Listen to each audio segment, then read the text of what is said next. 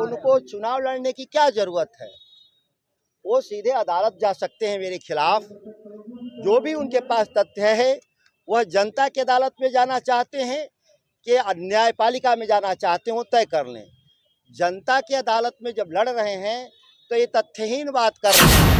बात जाना तो मैं भी किसी के ऊपर कुछ नहीं, जब आपके पास विपक्ष के पास मुद्दा नहीं होता है तो यही छोटे स्तर की मैं उनको सुझाव देना चाहूँगा कि थोड़ा एक बार आंख खोले। मुखिया और वार्ड का चुनाव नहीं हो रहा है, वार्ड और मुखिया के चुनाव से ऊपर स्तर के पहले चुनाव का स्तर करें, उसके बाद कुछ बोलें।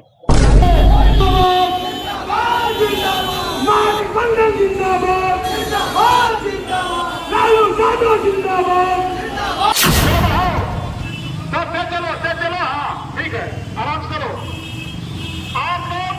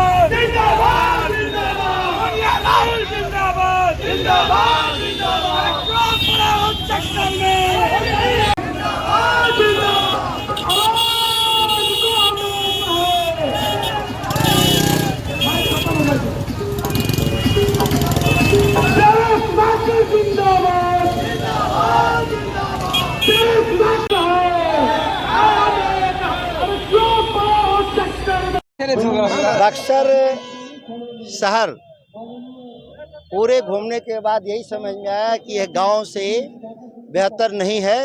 यहाँ नगरीय ढांचा नहीं के बराबर है जो शहरों के लिए मूलभूत आवश्यकता होता है। पूरा सड़क गड्ढे में तब्दील शहर का, कहीं सेवरेज नहीं, कहीं बाजार में लगाने के लिए कोई भी प्लेटफॉर्म नहीं। सड़क के किनारे ही लोग बाजार लगाए हुए हैं। सरकार बिहार में नीतीश कुमार और देश में मोदी सरकार जो स्मार्ट सिटी का जो नारा बुलंद करके देश की सत्ता में आने वाले लोग अगर देखना है तो बक्सर शहर के नर्क को देखेंगे तो इससे समझ में आएगा कि स्मार्ट सिटी एक छलावा था, एक जुमला था। जमीनी हकीकत से उसका कोई लेना देना नहीं था। आपको किसान का नेता कहा जाता है, किसानों को लेकर के आपके पास क्या मुद्दे होंगे? देश के किसानों की आमदनी दोगुना हो, खेती में उत्पादन बढ़े, इसके लिए हर खेत तक पानी पहुंचाने का संकल्प है। जिन जगहों पे नहर नहीं जाएगा वहां बिजली के कनेक्शन डाल करके बोरवेल के जरिए खेती होंगे। आमदनी सुनिश्चित हो, इसके लिए एक मंडी होनी चाहिए और न्यूनतम समर्थन मूल्य का कानून देश में होना चाहिए। जो व्यक्ति सस्ता खरीदेगा वो दंडित होगा और घाटा की भरपाई भारत सरकार अपने खजाने से करने का काम करेगी। कहा जाता है कि धारा से विपरीत चलते हैं सुधाकर से, इस पर क्या कहेंगे? हमारी धारा जनता की धारा है। मैं जनता की धारा के साथ चलने वाला लोगों को, अडानी अंबानी के इशारे पर हम राजनीति नहीं करते हैं। इस देश में लोग यही समझते हैं कि जो अडानी अंबानी के हाँ में हाँ मिलाएगा वही देश पे राज करेगा, राजनीति करेगा। मैं इससे कभी सहमत नहीं रहा। मैं 99% लोगों के बातों को आगे बढ़ाने वाला राजनीति में आया हूँ, 1% आबादी की राजनीति में नहीं करता। जारी किया है के द्वारा आप पे आरोप लगाया गया कि आप संपत्ति छुपाने का आरोप छुपा रहे हैं, बेनामी संपत्ति को और कुछ ऐसी। तो उनको चुनाव लड़ने की क्या जरूरत है। वो सीधे अदालत जा सकते हैं मेरे खिलाफ।